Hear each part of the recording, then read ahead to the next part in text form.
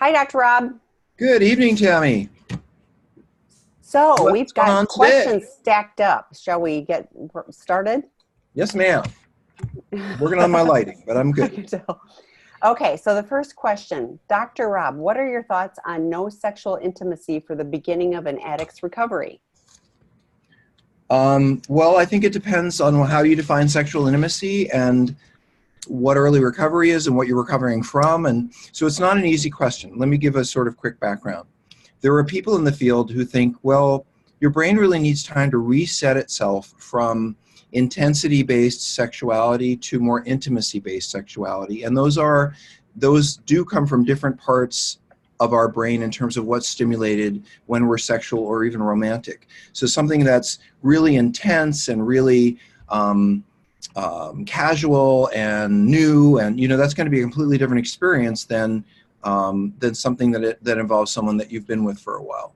So, if your acting out has been porn or a lot of novelty, a lot of strangers, then it probably is best that you take some time out.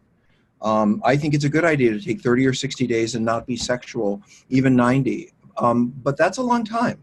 And, I don't think it's, we have these things that sometimes treatment centers will say, oh, everybody has to take this much time.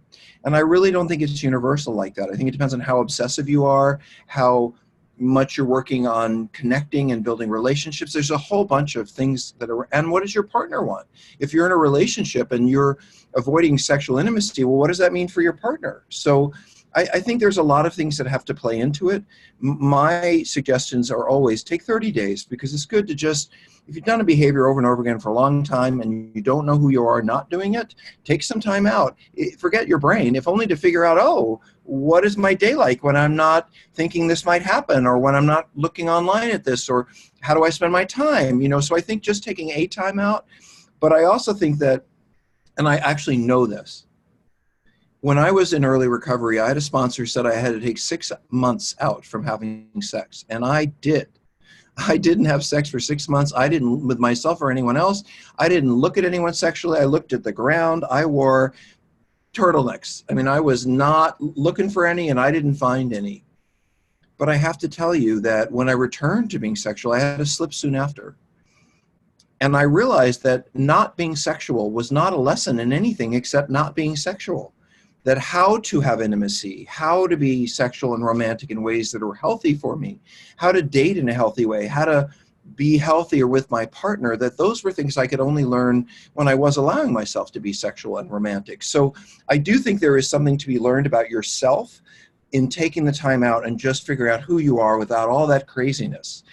But then if you're in partnership or you have a period of time that you've been sober and clean and you want to look at dating, I don't think you learned about intimacy by not having it. I don't think you learned about sexuality by not having it.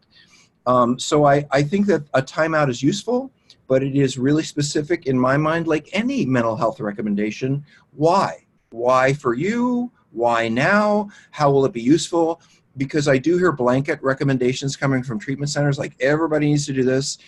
And then I get letters like, well, where's the research that says everyone has to do this many? There isn't any, because these are suggestions and suggestions only. I think it's a case-by-case basis. I think Do you that's want to add to that, Tim? well, no, I just think that's so important, because everyone is unique. And I think, it's so different for sex addiction and intimacy disorder. I mean, it's part of what Seeking Integrity Los Angeles treats, sex addiction and intimacy disorders. So figuring out what intimacy is, and it's not just sex, is really, It may have nothing to do with sex. I don't think intimacy is about sex. I can't tell you how many people I had sex with that were not intimate, but being intimate, meaning being vulnerable and open and available to someone I love, that's much harder. Intimacy is hard. Sex is easy for Yeah, us. and for, like you said, for each individual, it's figuring out what both people in the relationship want and what would initial intimacy, you've talked before about dating, so it's going back to dating, going back to like holding Yeah, hands. even dating your partner. Like if I was in a relationship and I was taking a time out from being sexual, even if I took more than 30 days, that doesn't mean I wouldn't go out for dates with my spouse. I wouldn't hold their hand. I wouldn't kiss them. I wouldn't, comb their hair and do really loving, intimate things without necessarily having to have intercourse. There are many ways to be intimate without having sex. And maybe, and let me just say this, thanks Tammy for that. A lot of men I know, and even a few women, seem to think that intimacy is having sex. And so, especially if you're someone in this room, for partners, it can mean if you're sexual with me, that means you love me and you're not going to anyone else. For an addict, it can mean if I have sex, with people, then I have them in my control, or I'm so special, or we read all this stuff into sex. So what is it to just rediscover closeness with someone you care about? I think that is just as important as stopping things that you need to stop. So it's case by case. Thanks, Tammy. Okay. What is the best way for an addict to apologize to his grown children who are aware of most of his actions and are angry, confused about the pain he's caused their mother, as well as causing trust issues within their own marriages?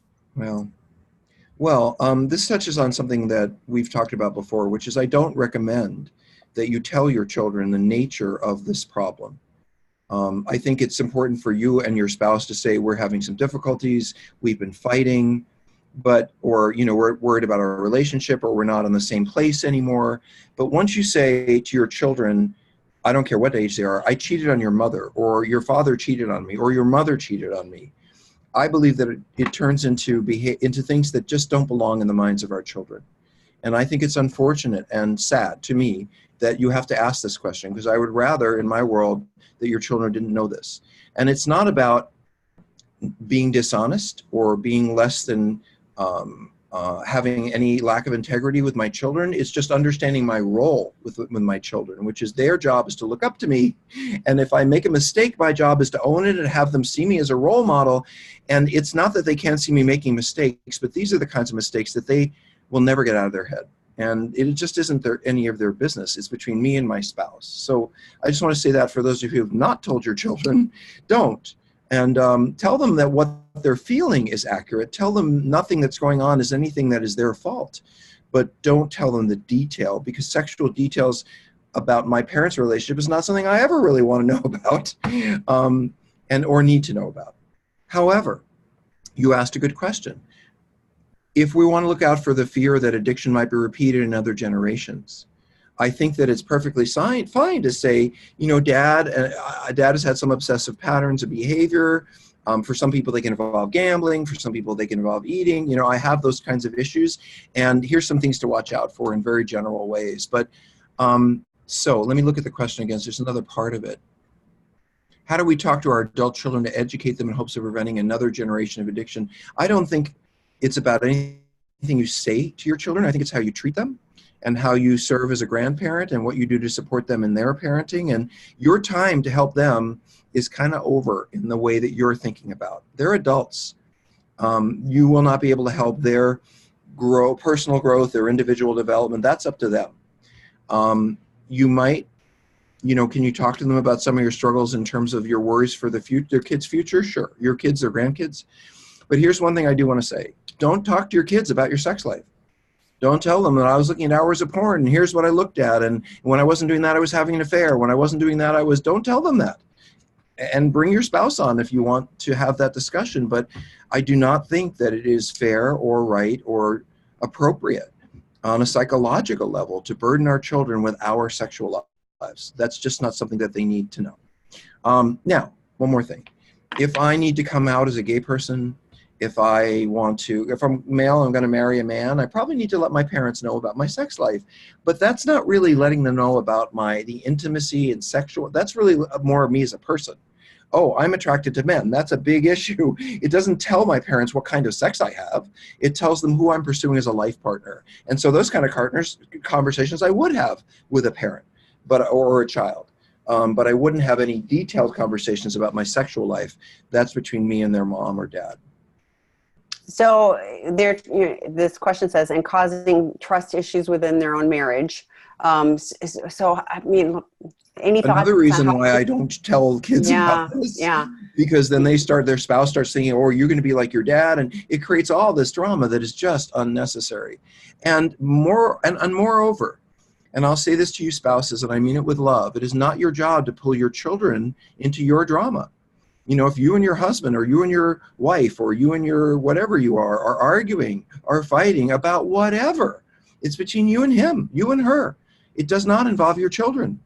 And certainly it doesn't involve them in terms of your sexual life. It is none of their business. And I have seen angry, hurt spouses in desperate frustration say, let me tell you what your dad did. Well, I understand that they get support and they feel validated, but I have seen this ruin entire families where everybody turns against dad. And it's like dad doesn't even have a chance to grow and become a healthier person because his son hates him, his daughter hates him, this and that's not talking to them. Now some people aren't coming over for Thanksgiving. Now it's, I'm on mom's side, I'm on dad's side. That's so wrong and unnecessary. So I'm sorry for the challenges that you're going through because your children know. My best advice would be to let them know as little as possible and to say, out of respect for you being my child, this is something I want to share with your mother and our therapist. And no, I'm not going to answer any question you have about my sexual life or any, that your mom can ask me that, but you guys don't get to. So I would, a very general way, if your children knew, I'd probably say, yes, there was some infidelity and your mom and I had to work through it and we're still working on it. And it was painful for all of us. And I don't want to say anything more about it because it's between you and your mom, you and our mom. Meaning, for whatever reason, others were not able to set this boundary, you can set it. And if they feel like, well, you're just hiding, you're just, you're going to have to say to them, I am doing this out of respect for me and your mother. And I know you want to learn these things, but I am not going to share them with my child. I'll share with you that we've been in pain. I'll share with you that we've questioned our love for each other, but I'm not going to share with you the details of our sexual life. That's none of your business. And I think as far as rebuilding trust, it's a little at a time, like in Out of the Doghouse, you talk about it, like if I say I'm going to take out the trash can, I take out the trash can. It's just showing up and doing the right things. And hopefully over time, they start seeing that you are showing up, doing what you say you're going to do. And I think that's what a lot of it is be the person of integrity that does what they say they're going to do. And, Tammy, thank you for saying that, because the truth is that there isn't anything you can say to your children that's going to regain their love or support. There isn't anything you can say to your wife. It's about your behavior. And again, in this area, I think while they might be initially like, why don't you want to tell us? Because maybe they were told that they'd get an answer. I think you're holding the line over time will actually be something they will come to respect. Next question. Could my introduction to sex at the age of 11 be a contributing factor to my cheating behavior? I didn't hear the if, and I missed it. If my what? I'm sorry. Could my introduction to sex at the age of 11 be a contributing factor to my cheating behavior? I think anyone who is introduced to adult sexuality before they have matured emotionally and physically to the point where they can make sense of all that, it is absolutely going to affect your sexual life. Now that's not to say that, if mom tells you about the birds and the bees and you don't quite understand her, and then you go to school and they talk about, they're just showing you body part. In other words, you may not get it all right. But if you're looking at explicit images, you're pulled into very graphic forms of sexuality at a young age, it's going to create problems. Fetishes are human attraction to objects that we include in sex. Fetishes develop between 9 and 11. So, if you're around, if you're using particular objects or experiences in porn or whatever, or introduced to them in a way that really turns you on before you're ready to understand what that even means, you might end up with a fetish. So, but absolutely, our evolution of our understanding and beliefs around sexuality come out of our experiences, both those that we know and those that we don't. So I'm going to switch over to the chat. There's a question in here. I realize that sex addiction is an intimacy issue. I use the term intimacy and vulnerability. Do you feel they are different issues? Are the words intimacy and vulnerability different? Yeah. Yes, yes, they are.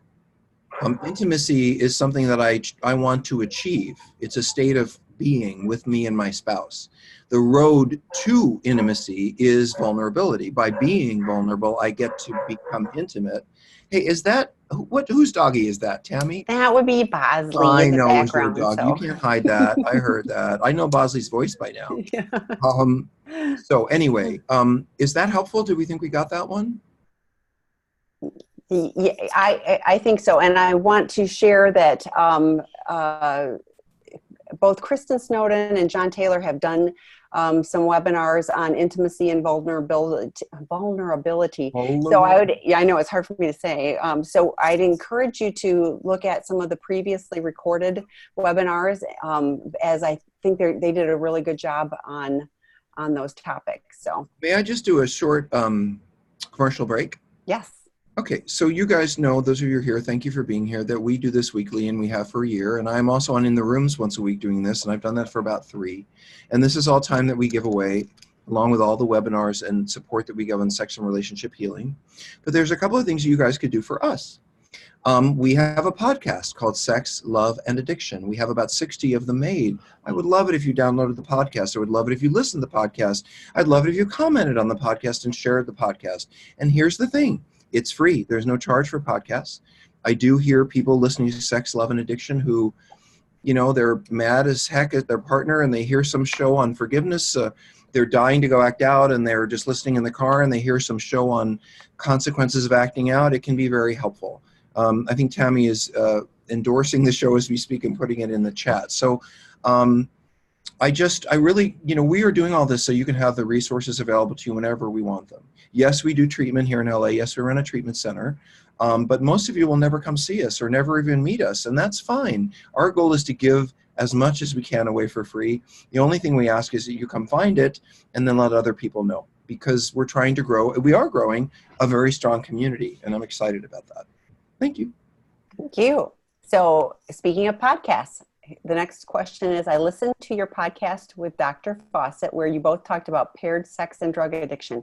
Can some Pavlovian classical conditioning concept applies to internal emotional states where the urge to sexually act out are triggered by stress, loneliness, emptiness, and the need for significance and belonging?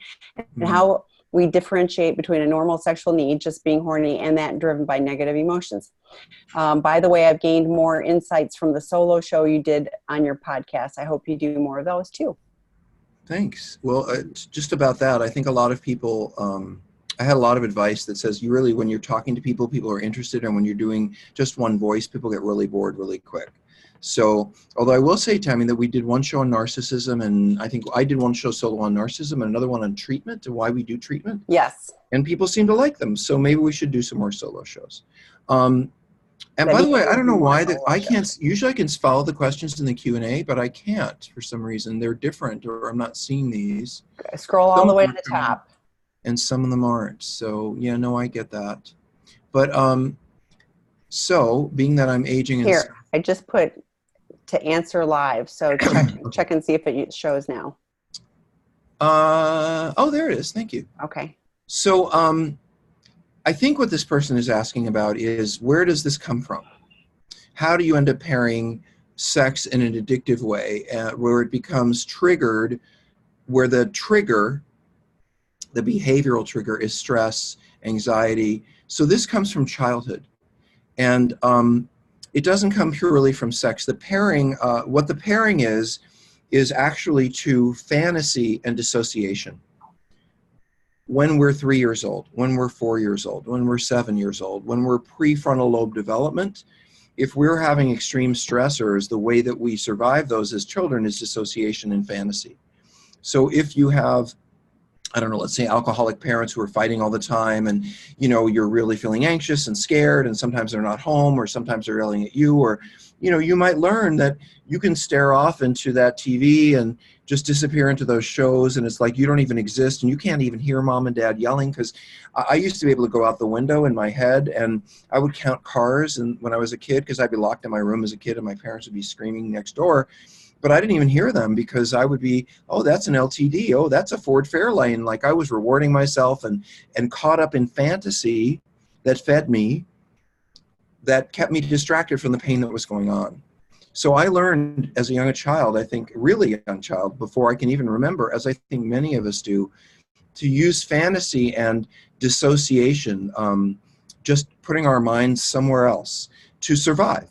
Well, there could be no more powerful fantasy or way to dissociate than sexuality. Sex is our most pleasurable act as beings without doing drugs. So sexual fantasy is a perfect place for someone to go in their mind when they are feeling stressed or anxious or fearful, because sexual fantasy is very powerful and it will make you feel good and excited and distracted. And so, and it's not unusual for children who've been neglected or abandoned or harmed in various ways to have learned how to self-regulate, self-soothe by touching themselves and having, you know, even when you're 3, your pee-pee feels good. And if you touch your pee-pee a lot when you're in pain, it'll make you feel better. Even though it isn't a sexual act the way we think about it as an adult, it still is a pleasurable feeling. So the child is rubbing themselves on their mattress at 4, you know, because their parent, you know, this is, we learn, those of us who come here for help, we learn how to tolerate things that are intolerable because we have to. And we use the states that children use for learning and growth, not for our learning and growth, but for our survival. And therefore, in, you know, adult life, we're called survivors because I made it through childhood. I absolutely did. I survived. And I did everything my family needed me to do and be in order to survive that. But there were big chunks of what I needed that were missing. And it's taken me, and I think many of the clients I work with, a lifetime of work to regain our sense of family and home and connection and having those be good things and to move toward intimacy instead of away. So I think it's a lot of work over time to pull these things apart.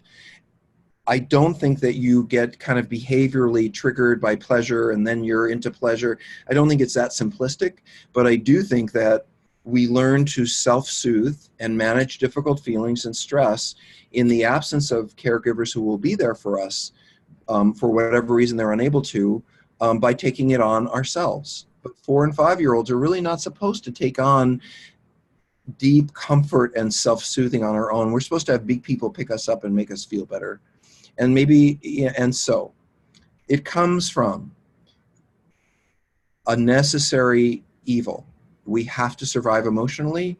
In order to do that, we end up sacrificing a lot of things. And then we learn that compulsive thinking and fantasy thinking and obsessive thinking are ways to feel better. And then that's what we turn to in adult life, rather than, guess what do healthy people turn to when they're in need? They turn to people.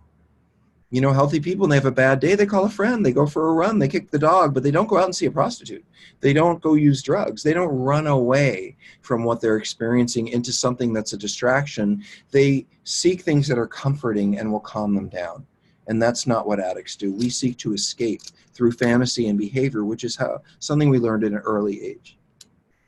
One of the things you mentioned was regain a sense of family. And I thought for many of us, we don't even have that sense of family. Mm-hmm. So it's like learning to attach in a healthy way. So it's, you know, it has to be something that's completely new and different, because what we learned when we were young was the necessity of survival, but it wasn't healthy family. You know, Tammy, I really want to say something about that. I have a client in treatment now. I actually interviewed him today, and he said to me something I relate to so deeply. He said, I've always hated the holidays.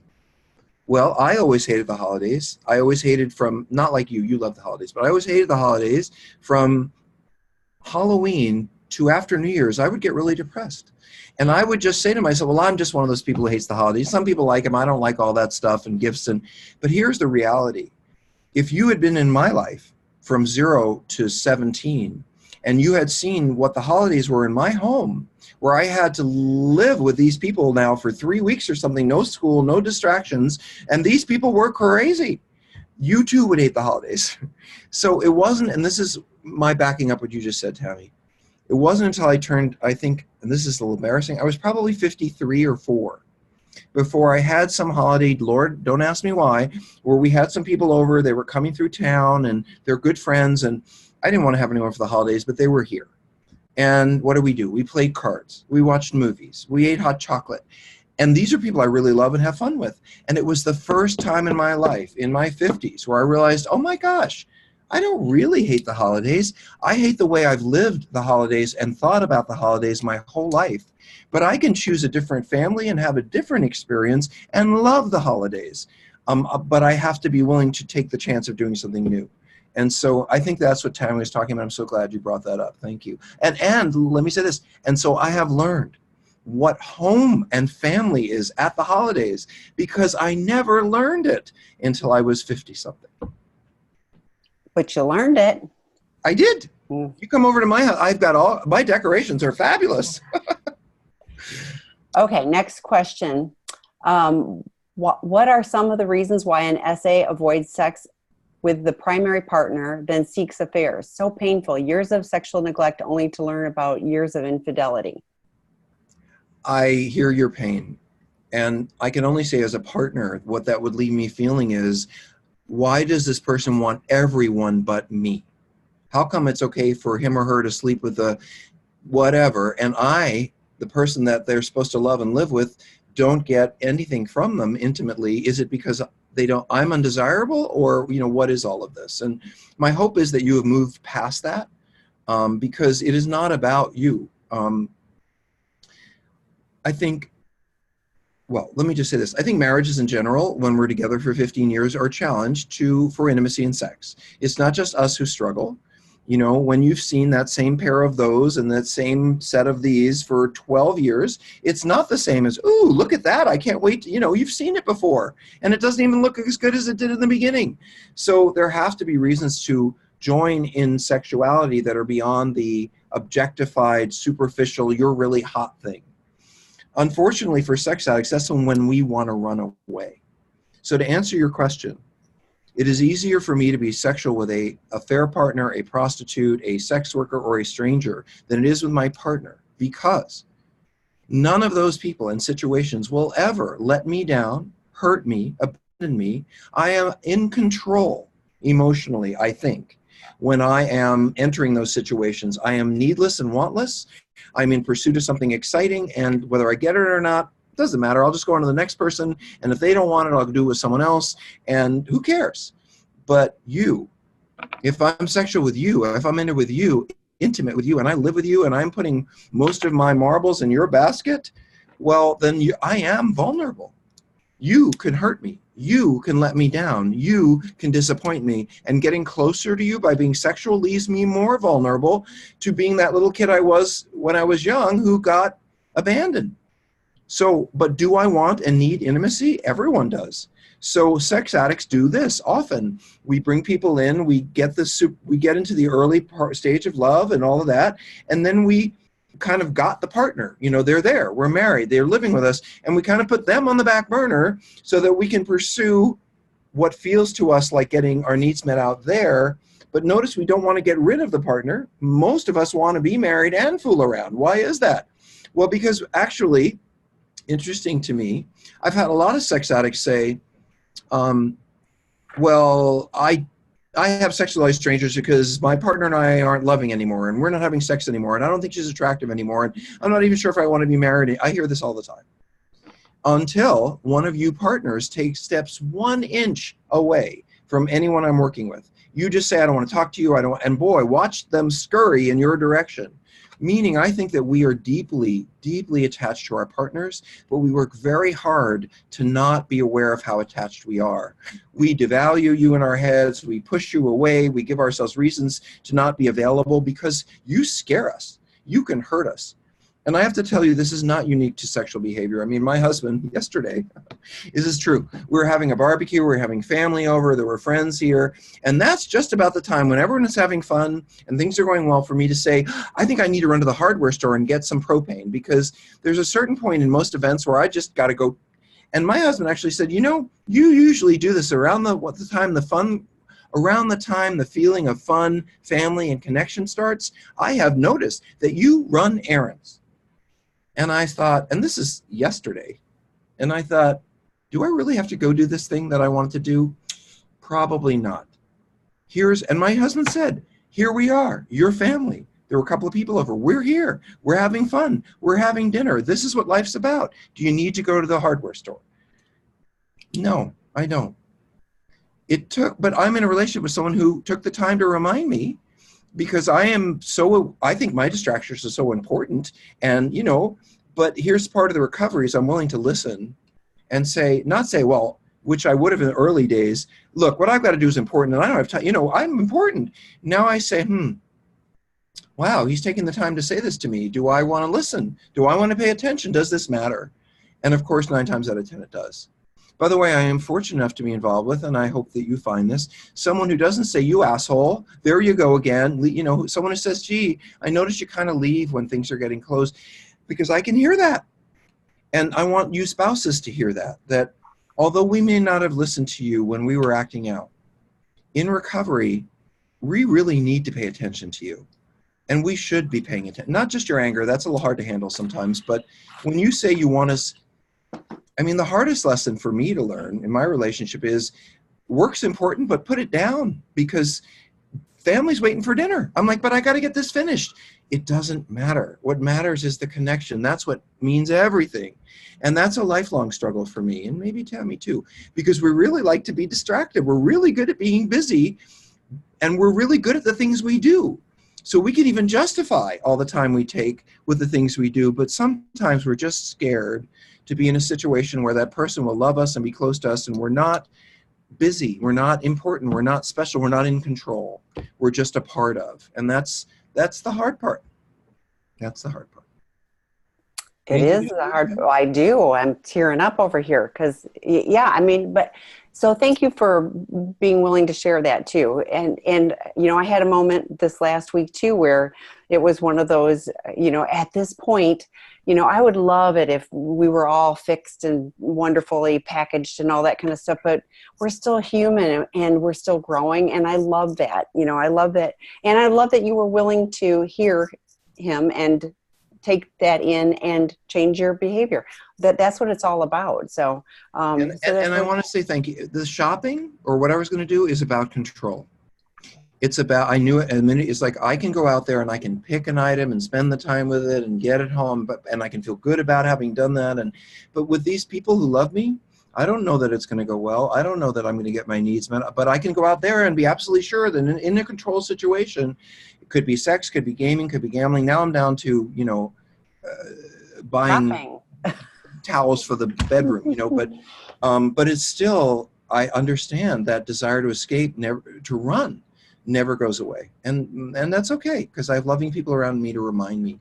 Yeah, and there is that uncomfortability and being willing to go, this is more important than me numbing and escaping. This is more important to just sit with the uncomfortable moment and connect. And that's just really cool. So thank you. But I want to tell you this. He did say, do we really need to buy another towel today?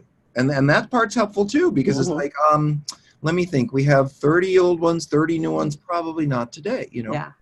If you have 600 people at your house, maybe. But then you really need to be there. So, okay. So I have to cut over to the chat. I've listened to, so this isn't going to feel like an endorsement. I've listened to a lot of your podcasts. They are amazing. I've decided I'm going to call you Dr. Nausea, because you are so real, and it really causes me to own my own issues. As an addict, it feels so much better to look at myself as a victim versus owning my behavior. Thank you for your love and honesty. Most of them make me think I'm going to throw up. It's been really good for my healing process. So not everybody contacts us and says, your podcasts make me sick, but I really appreciated the message in there too. But I think the idea that healing hurts.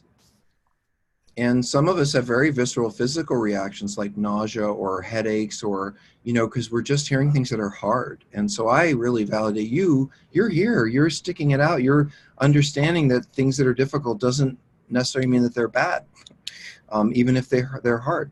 So and you listen to another one, which is like great. You're still willing to be in the mix. So that's great. And they're still free. Yeah.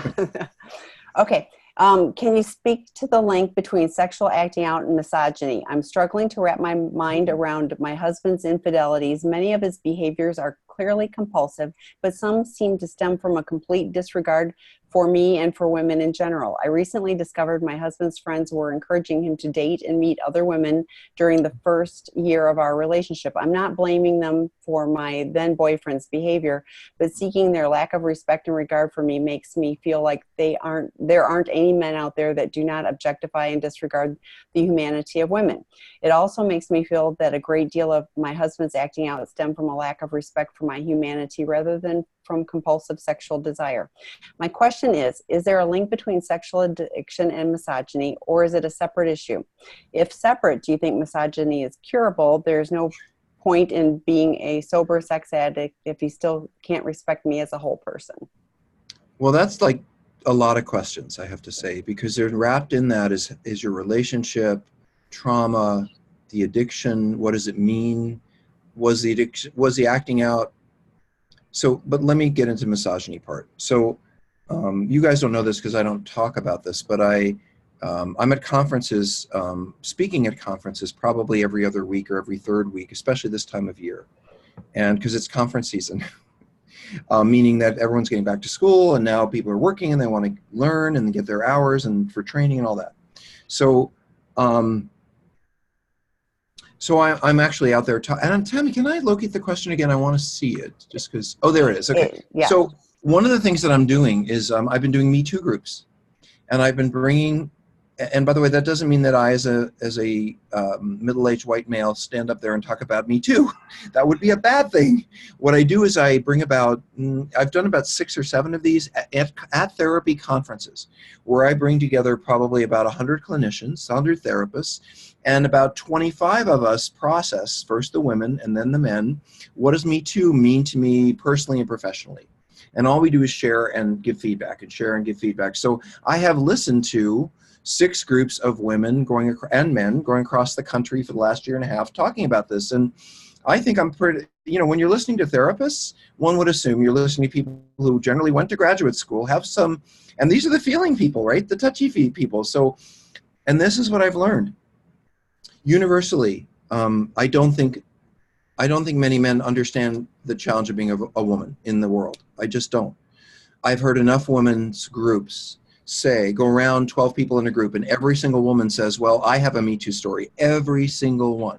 And it doesn't have to be a molestation. It can be, at my gym, he called out something about my tits, or at the guy in the at the construction site, or the boy going a little too far with me when I was younger, but every woman has a story about this. And my experience is that every woman goes out in the world with a little bit of a guard on. And there are many ways you ladies guard yourselves. Some of you guard yourselves by sexing up and tarting up and saying, you're not going to get me. I'm going to be hot I'm going to be the hot one. Some of you get more like men, in my opinion, around sex. Some of you cover everything up you have so that nobody shows any attention to you at all. But every woman has to guard herself for what someone is going to say to her at some point. And you know this. And you walk around the world like this all the time. And I know I'm not answering your question about addiction, but I do want to talk about misogyny. So I'm a very sensitive guy.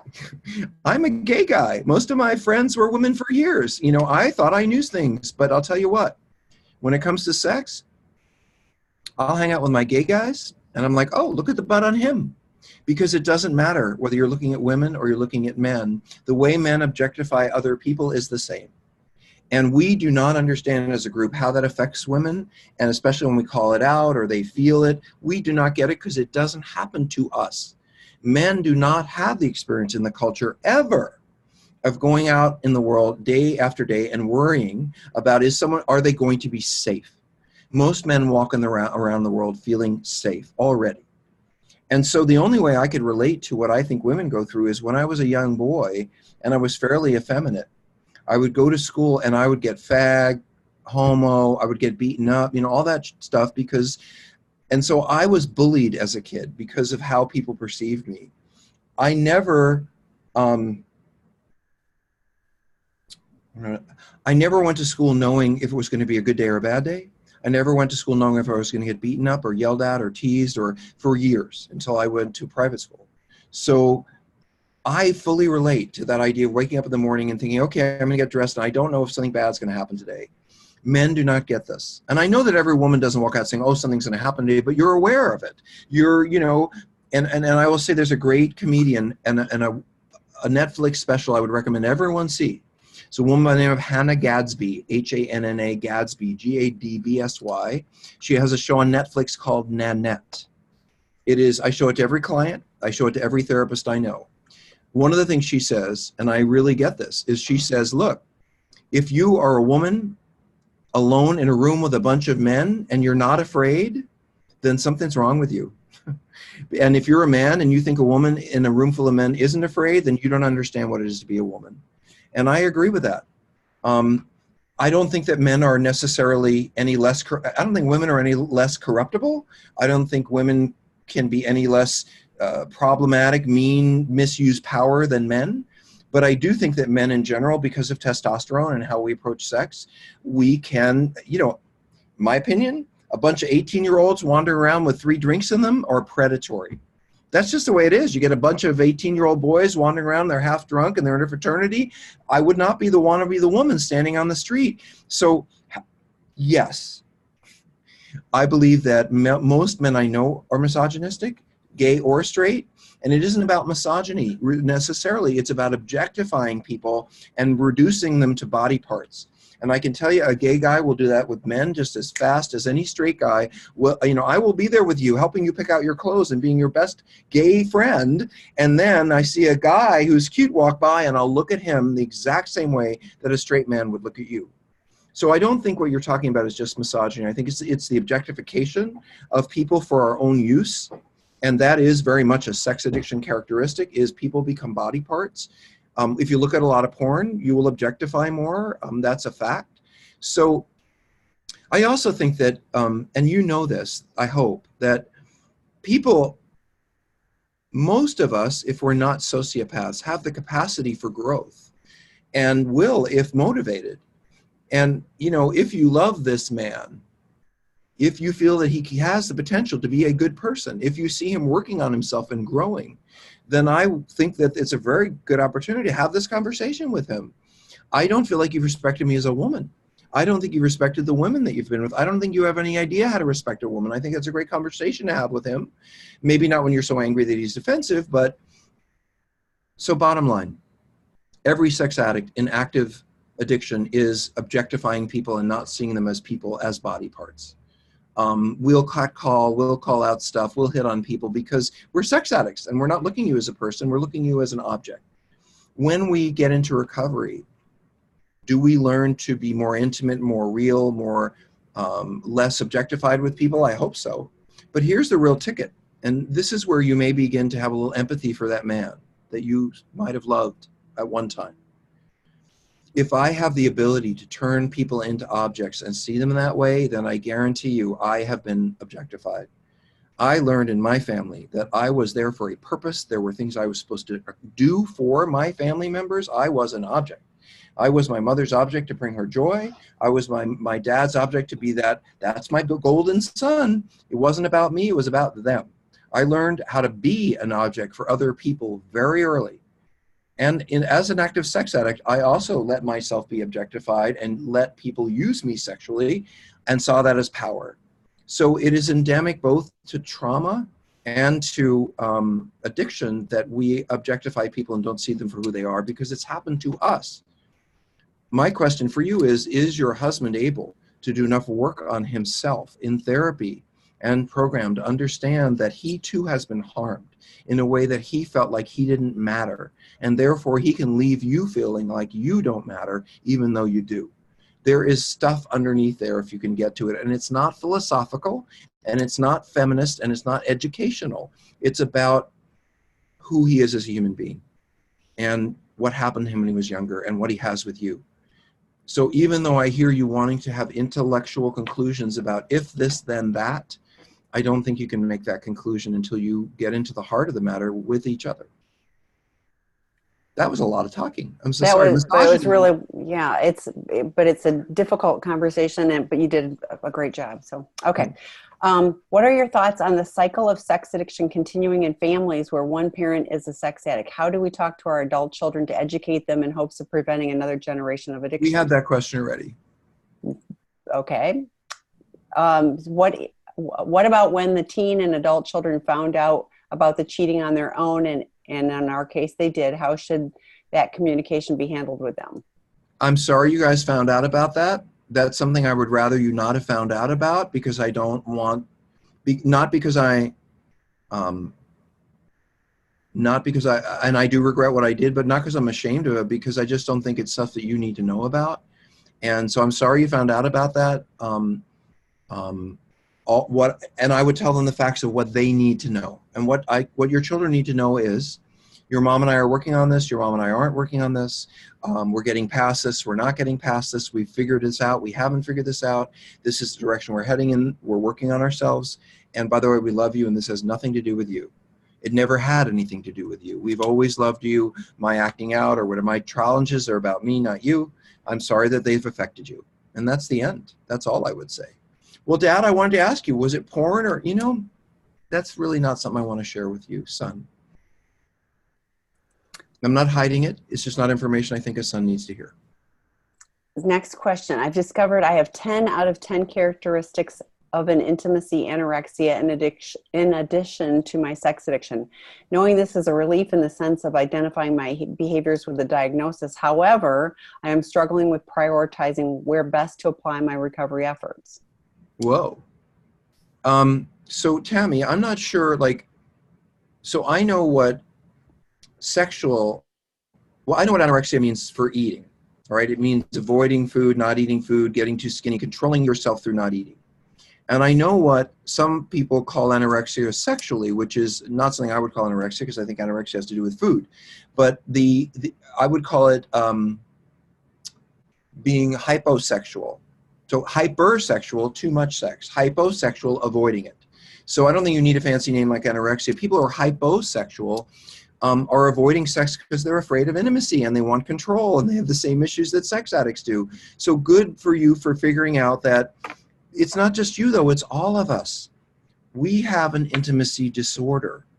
And this intimacy disorder ranges from people who have too much sex with everyone they can find and can't be intimate with one or two partner or whatever their lifestyle is. People who fall in love with everyone they meet and they get in the wrong relationships, so they keep putting themselves out there for the wrong people, all the way to people who are stopped having relationships and are afraid and feel they're never going to find a relationship, to people who stopped having sex. But all of this is on a continuum of the same problem, which is the human condition. Our condition, we are built to be in relationships, to be bonded to other people emotionally, sexually, romantically, on every level. And if you deprive yourself of intimacy and touch and romance and sex, then you are punishing yourself just as much as if you were doing too much. It's all the same thing. We end up alone. So I don't know whether you're saying that you are sexual with lots of people, but you avoid intimacy, or you avoid intimacy and sex, because you said, I avoid intimacy and I'm a sex addict. Every sex addict avoids intimacy. That's part of our problem. This is a relief because I'm struggling with prioritizing. Okay, well, the priority is, if you have a problem sexual behavior, porn, masturbation, hookups, picking people up on apps, it needs to stop. If you are dating the wrong guys over and over again, it needs to stop. You need to stop all the behavior. That's the first place to apply your efforts. The second place to apply your efforts is in building relationships with healthy people in 12-step programs and therapy who are working on these issues, so you're not alone and you have a posse of support to be there for you, to guide you and direct you. And then when you stop any problem behaviors, you have a posse behind you and you've had some time working with these people and on yourself without dating and running out. Then you figure out, if I want to start dating, how? And how do I involve this posse in healthy dating so they can help move me into health? So the people you involve are going to help you in recovery, all the way from avoiding things to engaging in things. And I'll tell you something that you might find amusing. I thought my posse was to tell me not to do this, not to do that. And indeed, for years I dated, and I would say, is this a good person for me to keep dating? And they'd say no. And I mean, they, like my therapist, my sponsor, and somebody I went to in the 12-step program, that they knew my story. They knew my mistakes from the past. So I'd bring them this new date, and I'd say, how's this? How's this? And they'd be like, no, not so much. Or but I'll tell you what, when I met someone that everybody thought was good for me, this is what I did. I said, I don't think this is someone I should date. They're this and they're that. And that was when they were there for the miracle. That's when they were there to say, your reasons don't really add up for not dating this person, so we think you should keep dating them. And that blew me away, because I've been married to that man for 18 years. So these people guided me not only away from the harm, but toward health. as long as I was willing to invite them into my life and have them be a part of my life. And that is the key to healing.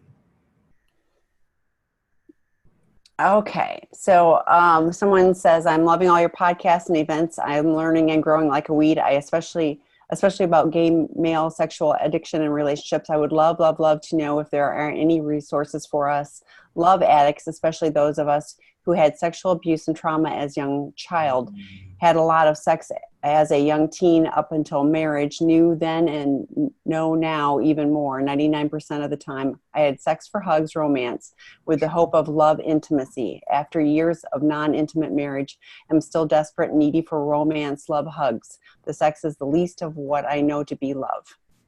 Well, this sounds like a married gay person.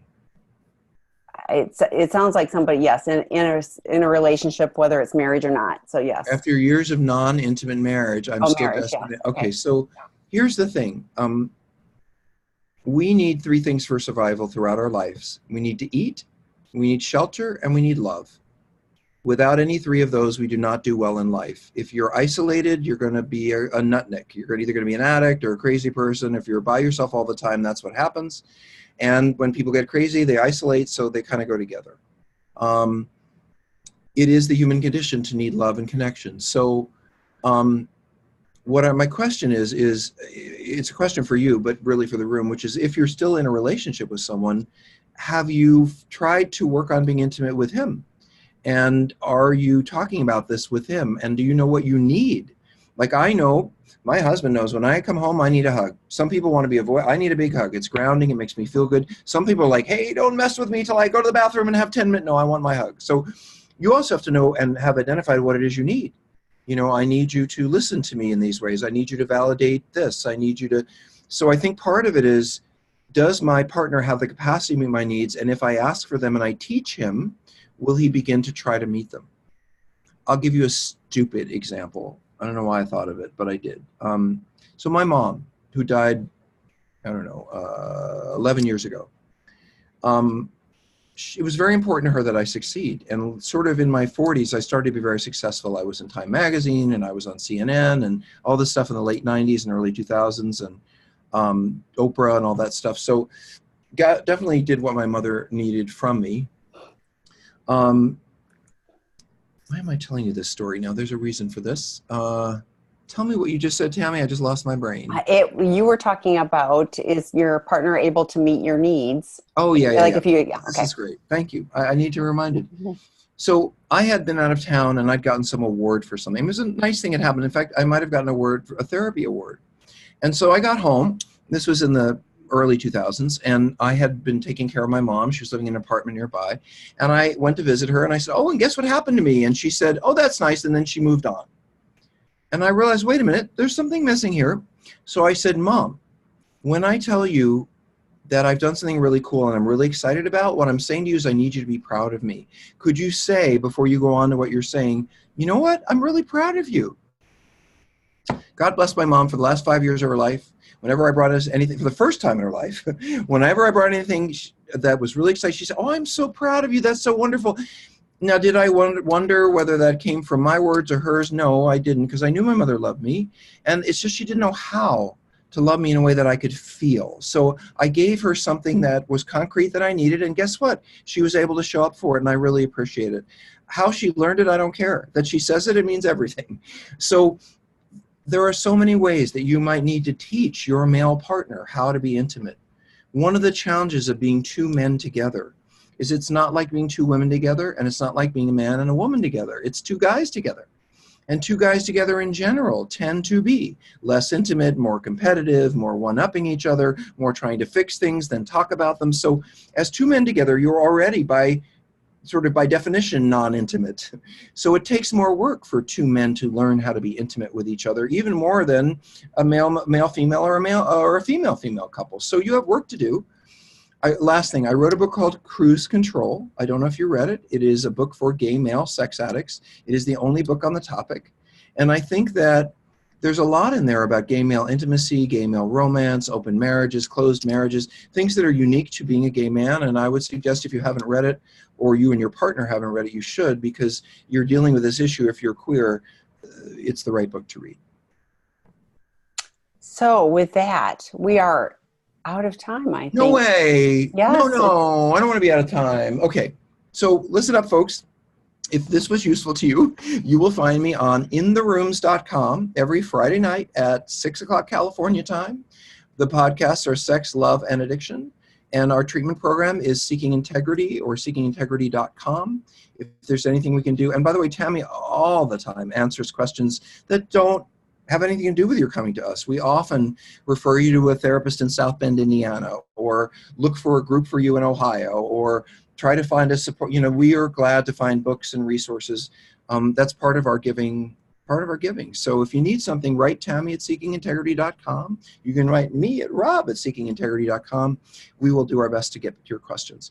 By the way, Tammy, as you said, I do want to, there's somebody that's, I want to know some women love addicts. I want to tell you that they're on Tuesday nights, there is a specific drop-in group for female sex and love addicts. So women only, run by women only, and then there's a male female partner. Therapist. Yeah, and we have a male partner group. So those are so unique to our site. So it's women sex and love addicts. So it's both. And they probably all identify as love addicts on some level. So would invite you to just check it out. So the drop-in groups are different. So you'll be able to have your cameras showing and see each other. So you can have a connection. You can, and I know some of the groups for the betrayed partners, one of them at the end of the hour, they wanted to connect more. So somebody else opened up a different Zoom meeting off of our site, and they kept going. Great. And to the person who's texting, I want to say that I've never been to a meeting for sex and love with women that didn't involve both. I think it's such a connected thing. I hear that they're different issues, but I think here's my experience. Scratch any sex addict, male or female, and well, that's not the right answer. Yeah. Scratch any love addict, and there's a sex addict underneath. And graduate school for sex addiction is love addiction. So there's such a strong relationship between the two. I don't think you can go wrong being in a mixed meeting. And the reality is there are very few meetings where you just find love addicts, because the issues are so confused with giving myself away for love that it falls into sex, and there you are. So. And there's so many women or there's very few places that are just female only. So it's, that's even harder. Yeah. So, but I want to go back because when you're talking about intimacy, I've said to people who have been calling in, and I say that Sex or Seeking Integrity Los Angeles is a sex addiction and intimacy disorder program. And I said, I suppose there could be some sex addicts that don't have an intimacy disorder. I haven't found them yet. I know, but there could be somebody out there. I don't think there are any addicts out there. Alcoholics, drug addicts, all of it. I mean, we choose to depend on substances because we don't feel like we can fully rely on people or ourselves. I mean, there's a lesson in there for all of us. Tammy, thank you for doing this. I know I can depend on you, and I feel like you can depend on me. And that's healthy, and I appreciate it. All right. Thank you. Y'all have a good night. Come back next week. See you later. Bye for now. Have a good evening.